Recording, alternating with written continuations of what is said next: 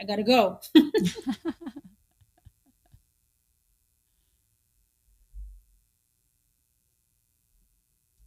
sorry. Can I take your mouse? Not yet. Okay. Now again? Okay. Hey, we're live.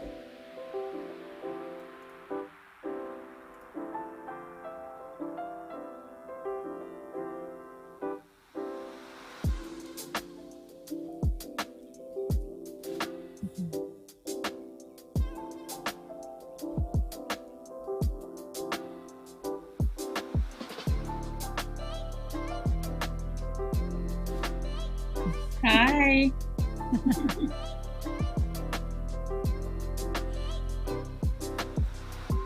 It's funny, this light up here completely. This light up here, look at my. I just disappear right into that light. Yeah, I know. I tried fixing that. I don't know. That doesn't happen for me.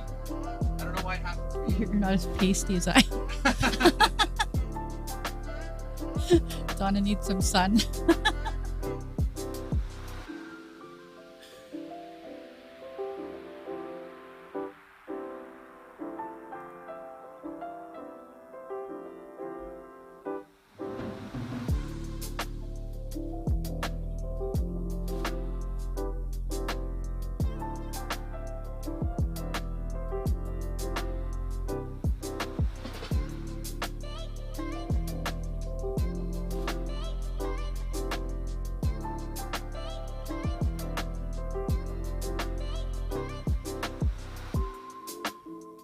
So what's the weather like, Joy? We're about 80s here. You're what? 80s. 80s. 80 degrees, yes. That sounds pretty nice. Yeah. I'm horrible at conversion. Like I have no idea what that is in I think Celsius.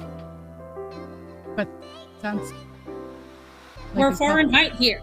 Yeah, you're Fahrenheit, right? Mhm. But I don't know in terms of conversion what that would be here, but I don't think we're We can anywhere do them- close to that. We can do the math when it's not challenging us now. Hey Kelsey, thanks for joining us today.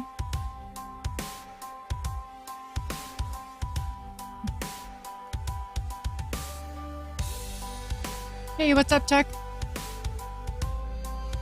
Hey Danny, thanks for joining us today.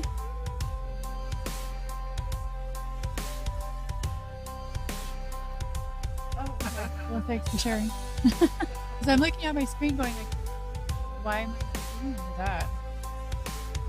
Let's see some comments, guys. Where are you from? How's the weather where you are?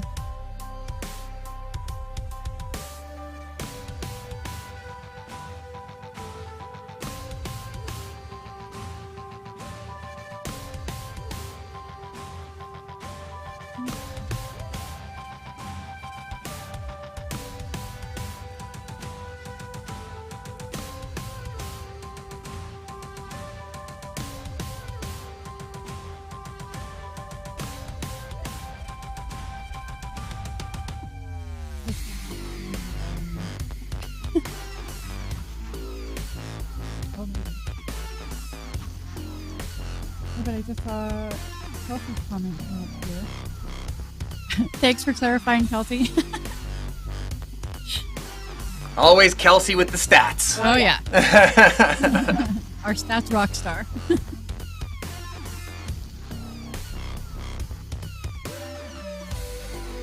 So apparently we are 25 degrees Celsius here. Nowhere close to 80 degrees Fahrenheit.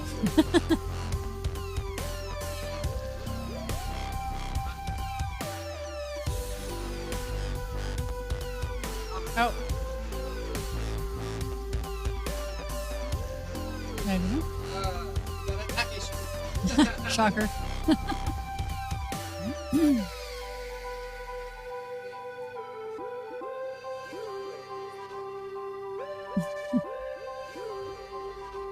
Hey, what's up, Katie?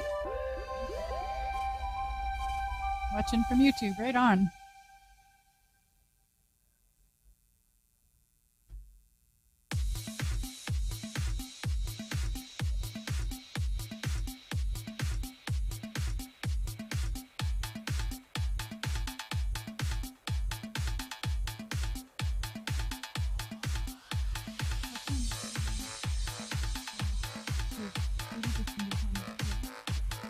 I'm not seeing any.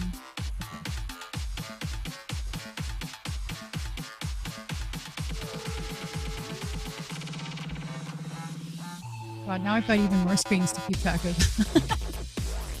No, there was, yeah, there was a comment popped up by Katie.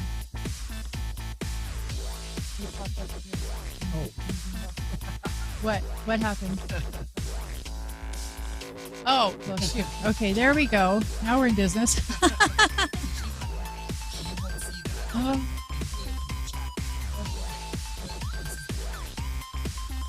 Okay.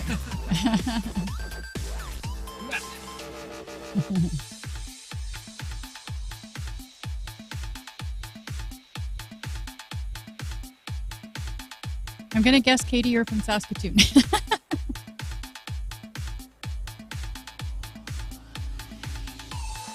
Thanks for the comments.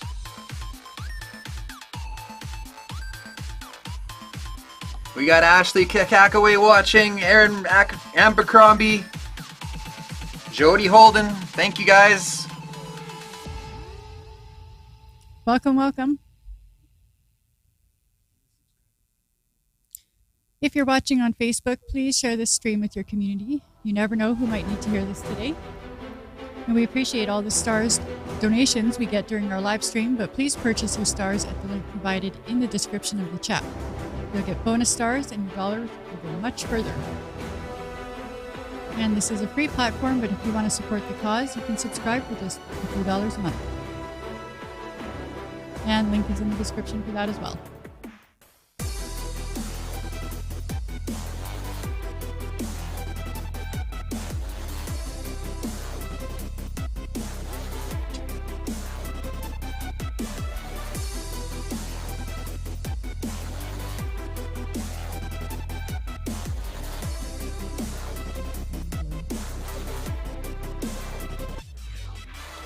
I'm not wearing my glasses, so it's my eyes out.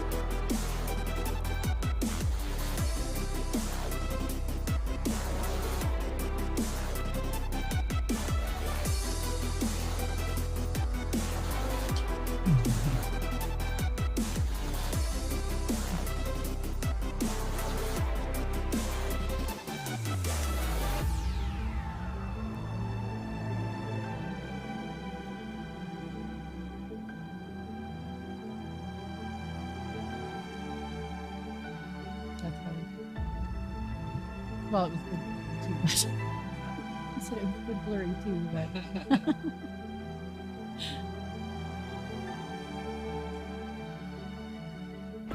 let's see some comments, people. Tell us where you're from. Weather might be like. Today looks like today. Anything.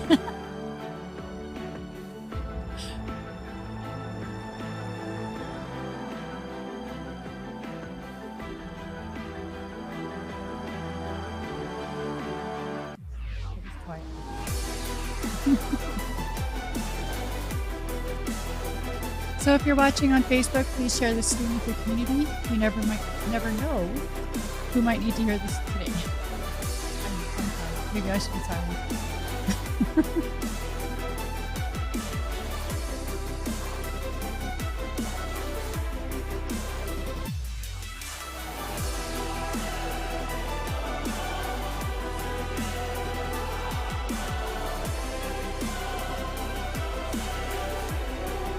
Kelsey, what's it like in Regina?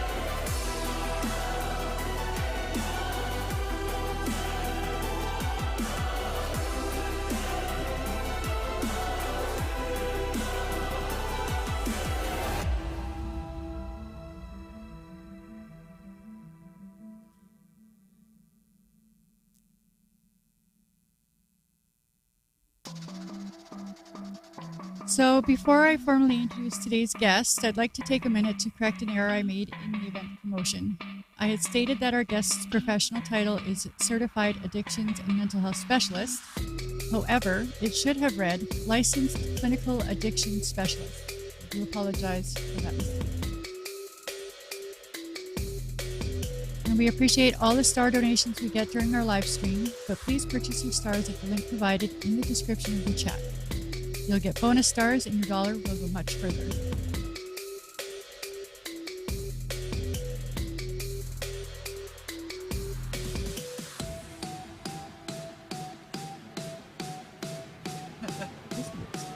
This is a free platform, but if you want to support the cause, you can subscribe for just a few dollars a month.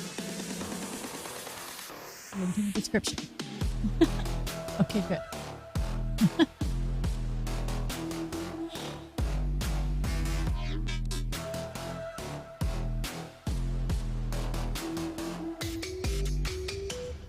Yeah, we've got much the same weather, Kelsey. I don't know the actual temperature right now, but it is gusting and not very nice here. At least it's sunny today.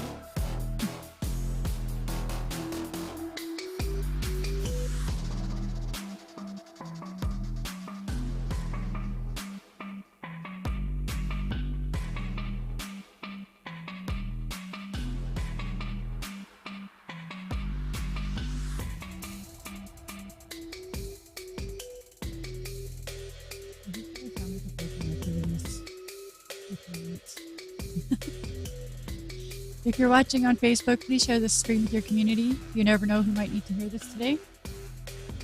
And we appreciate all the star donations we get during our live stream, but please purchase your stars at the link provided in the description of the chat.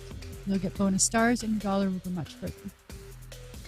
And this is a free platform, but if you want to support this cause, you can subscribe for just a few dollars a month.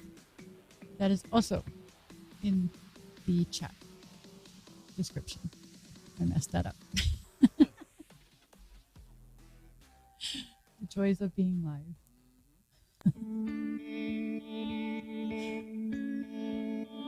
Hey, Tiara. Joy Tiara Osby says, "Hi, Joy. Can't wait to hear from you."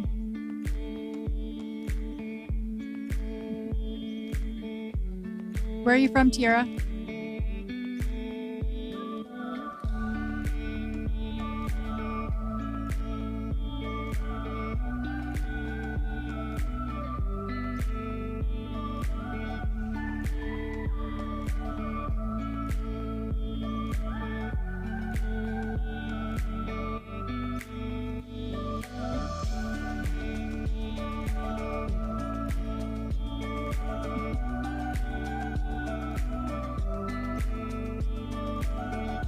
North Carolina. Very nice. You must work with her, Joy.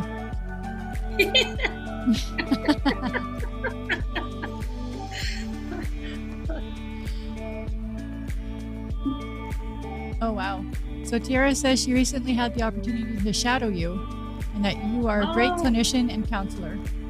Oh, it's so sweet. She actually.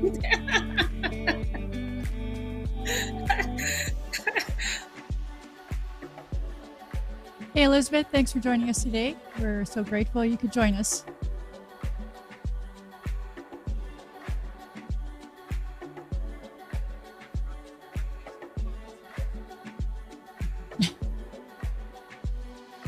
We're good to go now? We're good to go. All We got right. Facebook comments on the screen. Right on. Eventually. Well, late's better than never.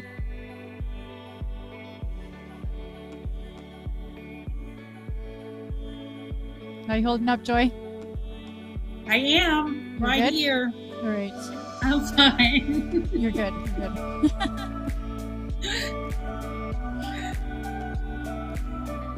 It'll be awesome. You'll do awesome. That is good. You're talking about something you love, so Oh, and yeah. it'll show. Thank you.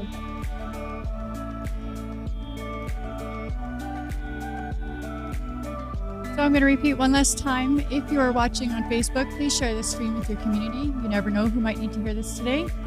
And we appreciate all the star donations we get during our live stream, but please purchase your stars at the link provided in the description of the chat. You'll get bonus stars and your dollar will go much further. And this is a free platform, but if you want to support the cause, you can subscribe for just a few dollars a month. That link is also in the description in the chat.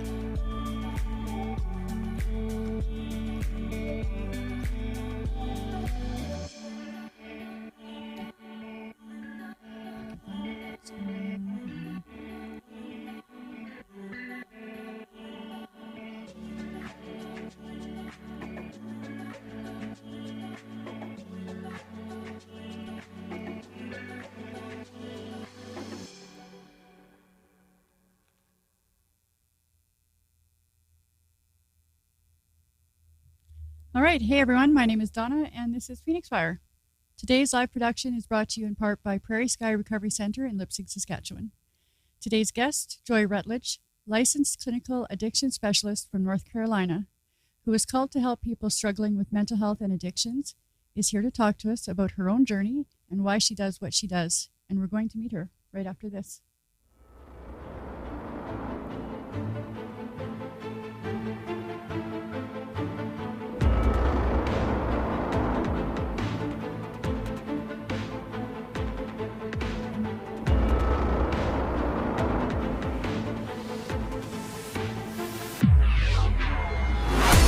I spent a year and a half on the streets. Addiction took me there.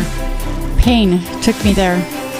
My name is Donna, person in recovery, domestic violence survivor, mother of 2. I spent years running from myself, but no more. I've come to find peace, and I am not here to light a candle. I am here to set fire to the darkness and give voice to the voiceless. I hope you'll join me and my guests as we face the stigma around addiction and tear down the walls of oppression. This is not a safe space. This is a brave space. This is Phoenix Fire.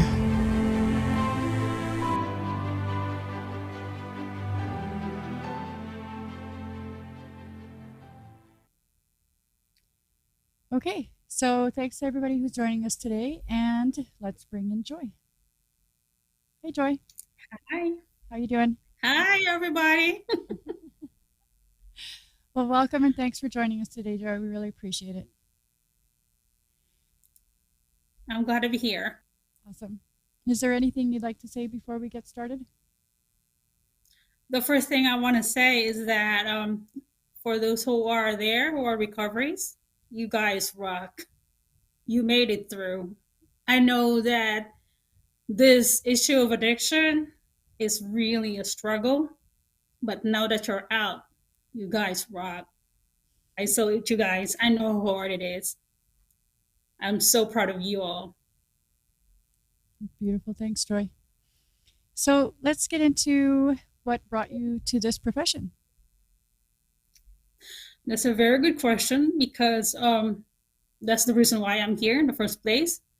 Because without it, I would not be actually here with you talking about this field. So actually, I started a calling in my heart.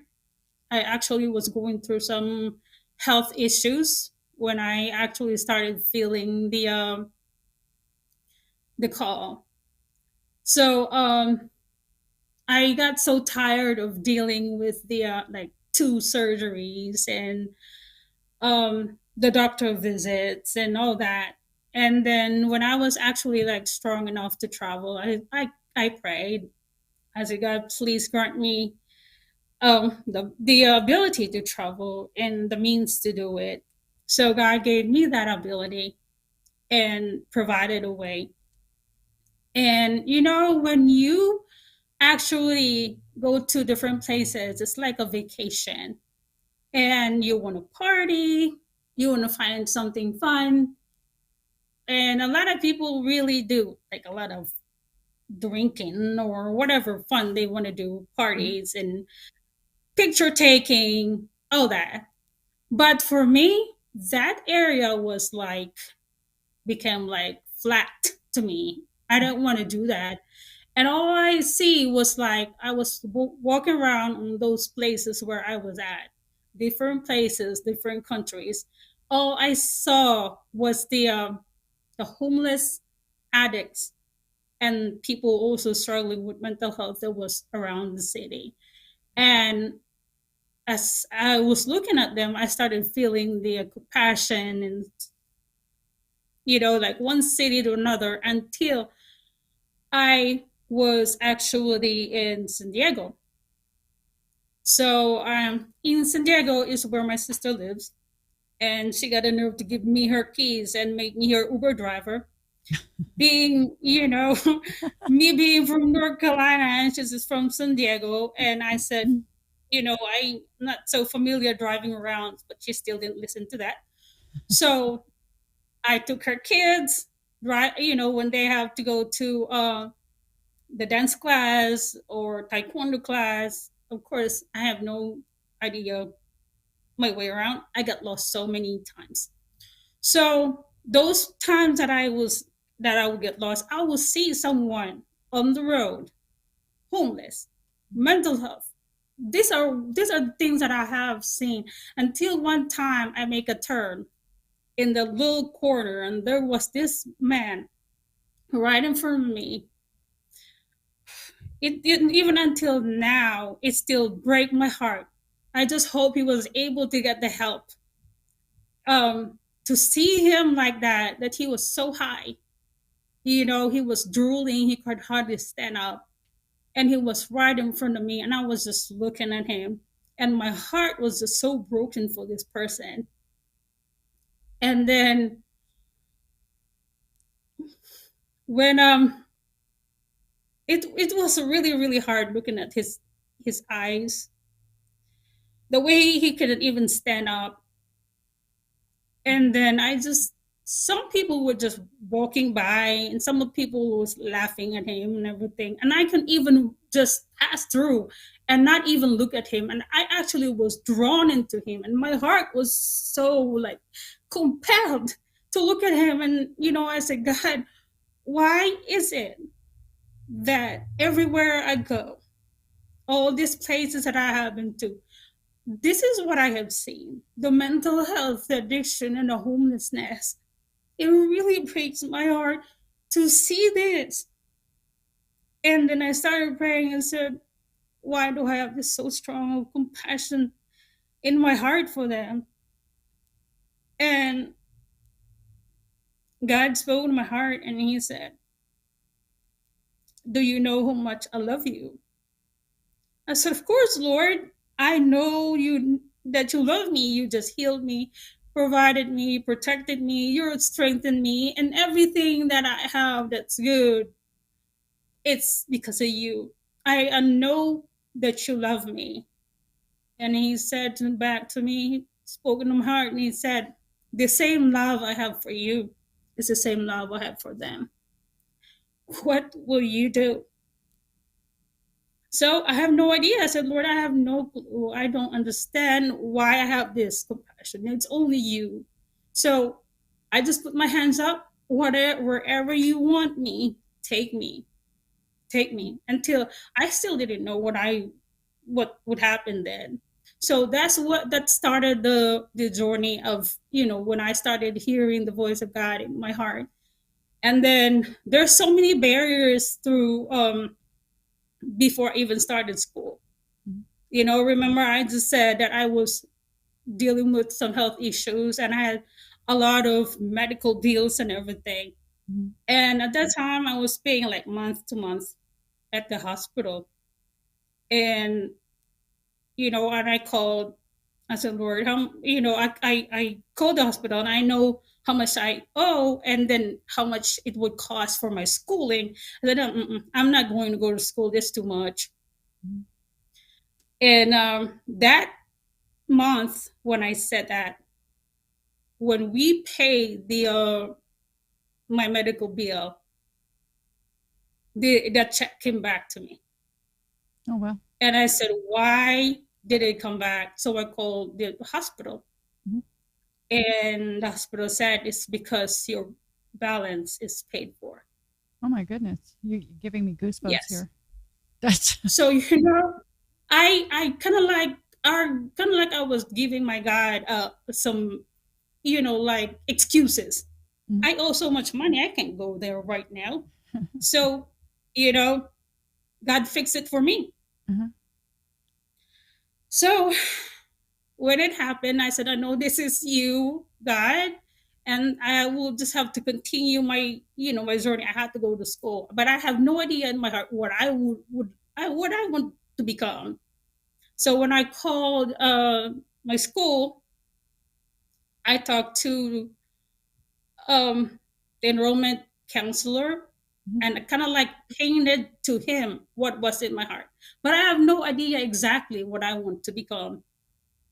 I said, this is what's in my heart. And he said, okay, maybe you want to do a Master of Arts in Behavioral Science, major in addictions counseling. I said, all right, sign me up. So that's how it started. Wow. So through yes, through my journey, it was rough. It was so hard Hmm. because sometimes I don't understand the books. Hmm. But yeah, when I face a lot of challenges, that's when I spend so much more time with the Lord. Hmm. And here I am. I'm already here in this field and I love it. Hmm. And you've been at it for 2 years now? Yes. Yeah. 2 amazing years.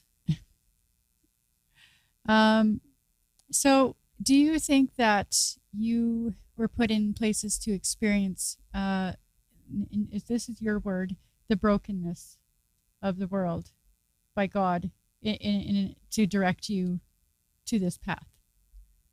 Oh yeah. Yeah. Yeah. I see because I would say that it's a brokenness because when Mhm. I was going on vacation to some different places, I was looking for like leisure time. Mhm. The fun part. Yeah. So all I've seen was the broken part. So yeah, I have seen that for me to see what needs to be done. Mhm. So, and I was scared to actually move, but the calling was so strong that I could not say no, no matter what excuses I have. That's incredible. So, what do you feel is the greatest barrier to people reaching out for help? Like, is it lack of I funding really, or stigma? mhm. Like, what do you see as the biggest barrier? Actually, for now, what I have seen in my field is like, it's the financial situation. Okay. Yeah, that's what I see. And also, there's also a big part that people do not reach out for help because of the stigma. Okay, so let's start with the financial part, and that would say, just like a few days ago, there was a guy that had an intake, and he said, I should have been here a year ago, but I did not have the means to get over here. Well, the first thing could happen is like you should have came to the clinic and asked what we got for you to, because there are some grants out there that could help fund for the people struggling with addiction. Mhm. So that's the fear that they have. Maybe they can't afford it and stuff like that. But there's also a thing here in the United States is Medicaid is some sort of like a medical help, kind of like an insurance. It's designed for low income family to be able to access help for uh, like a medical help, dental, and also they actually covers mental health and substance abuse too. Oh well. Okay. So yeah, and the thing is, even though that Medicaid is actually designed for lower income people, some of them also don't get approved for that. So the source grant, the grants are the one that covers that. So um we have three grants, like yeah, we have grants here that is covered by Trillium Partners, and there were like Trillium Partners and East Point. Yeah, so they are the ones that give out the grant funding for people who are struggling with addiction. So with that, I could really say that there, people who are scared to come to reach out for help for for this issue, that this grants actually cover. So just try to reach out for help, and we'll see what we can do. Okay. Um, and what type of harm reduction practices are in place where you live? Like, is there safe consumption or overdose prevention sites? I know Yeah. you've talked about needle exchanges. Yes. All right. So first of all, the thing is, as much as we share about, like even though I tell people that it's better for them to get treatment, some people would still not reach out for it. But then we have to honor that because that's their decision, but we still want them to be safe. Mhm. Okay. So we have this, this is like an organization, and they said never use alone. So you call them. For example, if you were by yourself and you want to use a substance, and the thing is that with this organization, we are preventing for you to get overdosed. Mhm. So you call this number and then tell them that you're getting ready to use or whatever, and then maybe you hang up, and then when after you finish or whatever, you call them again and say, and then I think they will keep calling you, and if you don't respond, they will call the medical, like 911 people, Mhm. AMS. And this organization also, they give you information for treatments, like the treatment resources, and also they would give you resources to get Narcans. Okay. So yeah, this is the never use alone. Also, if you are like suicidal, you are so depressed and thinking of harming yourself, Mhm. and there's also a number that you can call, which is really easy to remember. It's 988. Okay. So yeah, you call this number, and then they would talk you out of, you know, just encourage you. Mhm. I I never had the experience to call them, but I know this organization also exists. So it this is the suicide and crisis lifeline. The number is 988. Okay. And I think after the show, you're going to post some of those phone numbers in the chat so people can track Mm-hmm. those down if they want. Okay, Okay, that'd be great. sure, I will do. Okay, And and also for those go ahead. yes, for the people who are actually kind of like ready, they're already thinking to just some sort of thing, and they want to go get a treatment, but they don't know where to go. And you can call the National Treatment Helpline Locator, and I also will put that number on the on this page, Okay. so you guys can access that. And also, there's also a North Carolina Harm Reduction Coalition. They also do a syringe exchange, and they will give you tips to use the syringe, and overdose prevention program, and blood testing. So those are the harm reduction people that can help. Okay, that's great. Um, would you say that there are adequate resources available, or are there more clients than available professionals or beds? As in, is the demand grossly outpacing the available professionals or services in your area? Actually, there is no such a thing that we do not have enough. There is enough. Well, But the thing is, you guys have to know where to go. Okay, so if one facility closed or said we don't have a room or we don't have a bed, another one, another place will be open for you. Okay, so there are, right now I would just say three kinds of treatment. Is the first one is the long term inpatient treatment, and that's the one that was I heard, being talk about not having a bed. That's the that's one treatment, long term inpatient treatment, and also there's also um short term inpatient treatment, which focus on the detox. okay. And then after the detox, they will, if you don't have a place to go, they will send you to like a place like that's maybe a group support or something like that. Okay. So also, but the thing is too, I would actually talk about what I do because I work in a medicated assisted treatment. So you don't have to have a bed because we're outpatient treatment program. Mhm.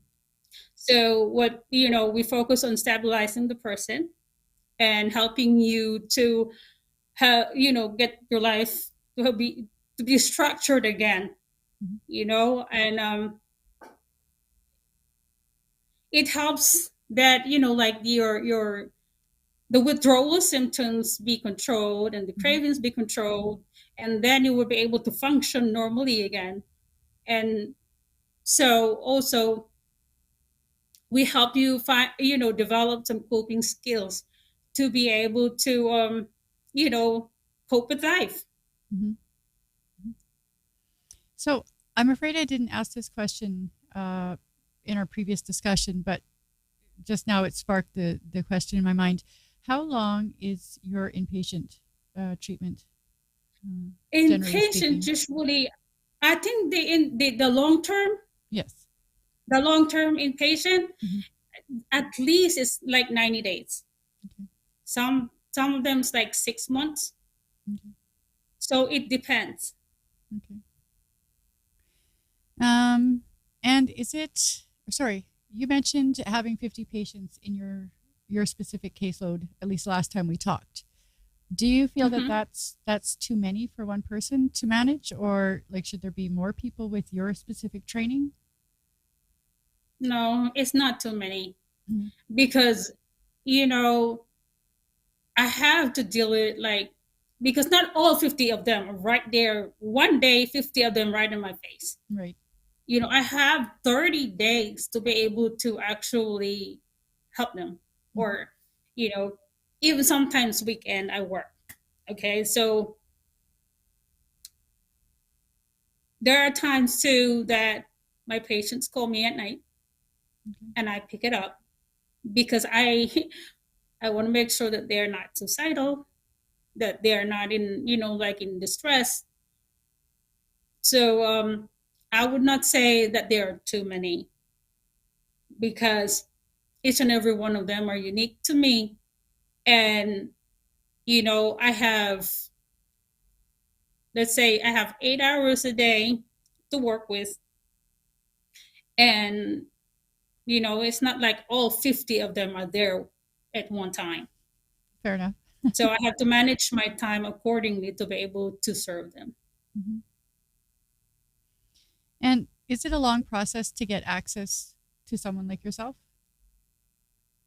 Like, for example, here in um Canada, it can take weeks to months to even see an addictions counselor for the sort of pre-assessment to figure out, the appropriate care or services. So, I in the public system, I'm just wondering for yourself, like, have you First ever of heard of anybody yeah, saying like, "Oh my God, it took so long to see you"? No. no, never, Hmm. never. They I don't think they would have a problem if it's just me. Okay, because when I know that somebody that needs some sort of help, it don't have to be in my field. I give. So, and also the thing is too, I actually, when someone is right in front of me, like for example, I'm having an intake, I have to do an assessment, or whoever I have right in front of me, I take it as a divine, a divine appointment. I have to take care of this person for whatever God wants me to. Hmm. So, I mean, this is my calling, and everything that I do is for my God because, whatever He had given me through what I do, I give it back to Him. Okay. So that sounds like you put in some incredibly long days, more than what's generally required of you, which is amazing. Like I said in our previous conversation, Joy, you're an amazing woman, and you didn't even mention that you were working so much time outside of your normal work hours. So that's just incredible.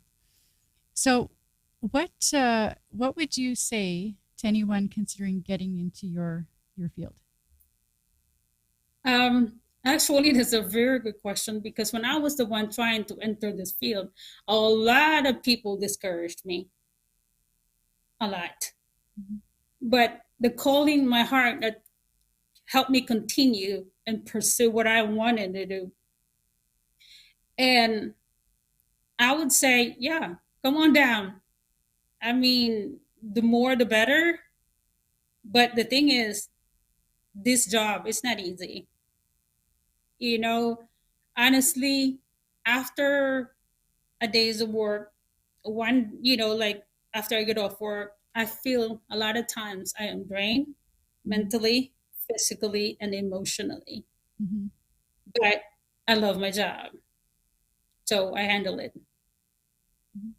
And so what do you do to handle that toll on yourself? First of all, yeah, first thing that I do is like when I'm drained, I tap into the power of my God. I pray. And then, of course, I work out. That's very important for me for my mental health, physical health, and to give me stamina for the day.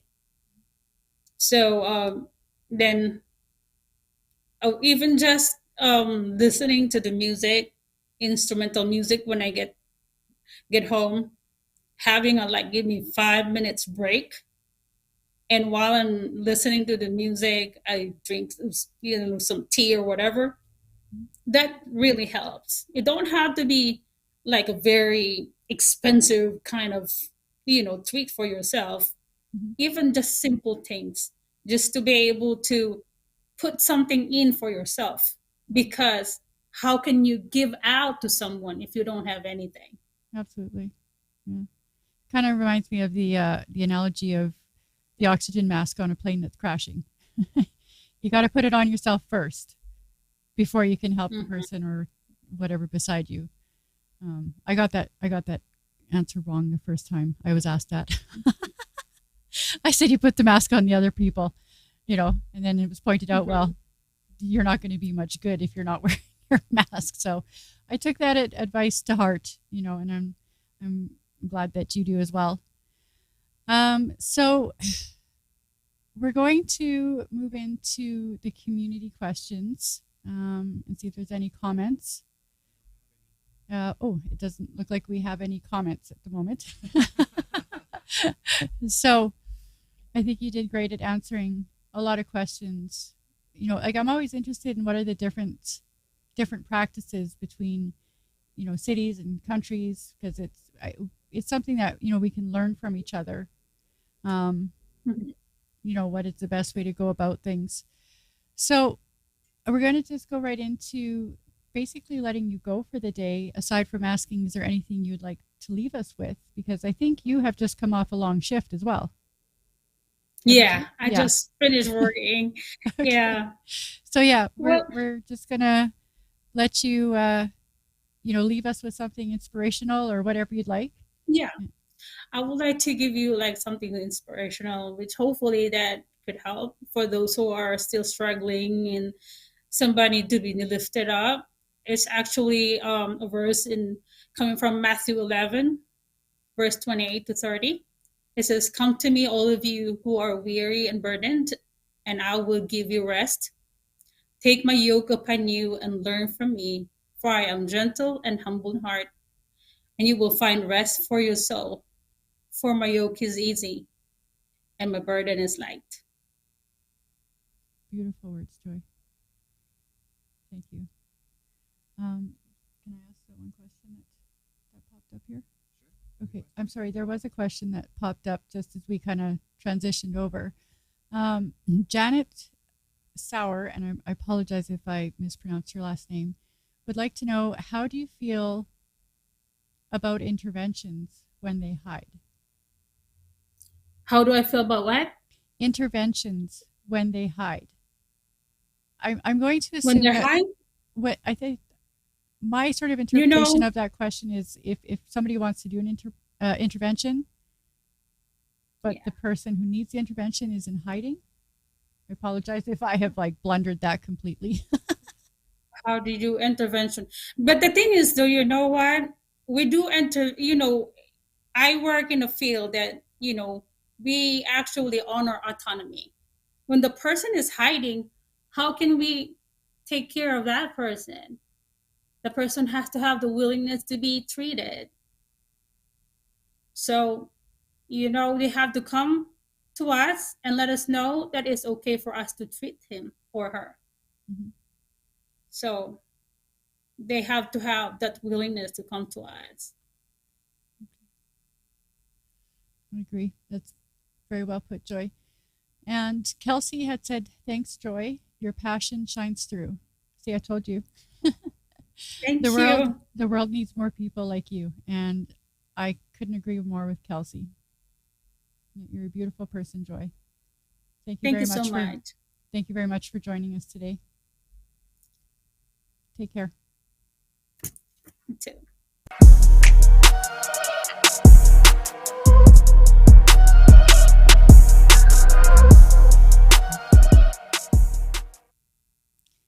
There is power in numbers. If you'd like to contribute to ending the stigma around emotional pain, please subscribe to our YouTube channel, follow on Twitch, Facebook, and Instagram. Like and comment your thoughts on our posts. Let us come together with our lived and living experience as a resource that has the power to engage new thought processes, to promote new ideas, to broaden the spectrum of care, and to show the world that we can recover. There is a safer way, and we're here to show you how. Thanks for joining us today, and take care.